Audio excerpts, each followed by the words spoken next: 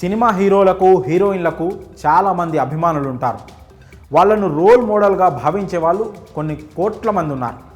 కొంతమంది యాక్టర్లకు గుడి కట్టిన అభిమానులు కూడా ఉన్నారు. తమ అభిమాన హీరో సినిమా విడుదలవుతుందంటే చాలు ఎక్కడ లేని హంగామా చేస్తుంటారు ఫ్యాన్స్. ఇలా గ్లామర్ ప్రపంచంలో ఉండేవాళ్ళు డెమీ గాడ్స్లా జీవిస్తూ ఉంటారు. కానీ ఇదంతా నాణ్యానికి ఒకవైపు మాత్రమే. మరోవైపు సినిమా వాళ్ళంటే చాలామందిలో చులకన భావం.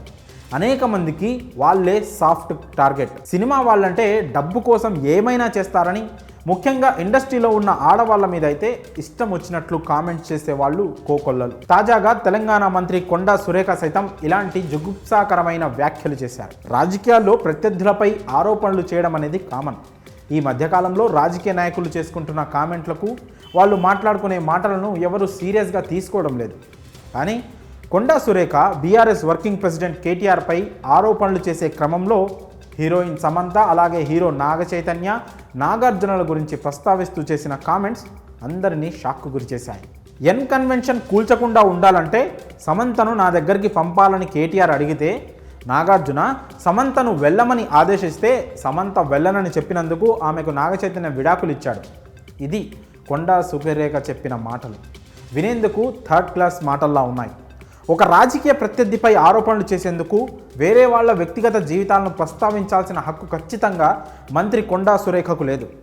సమంత, నాగ చైతన్య ఎందుకు విడాకులు తీసుకున్నారన్నది వాళ్ళ వ్యక్తిగత విషయం.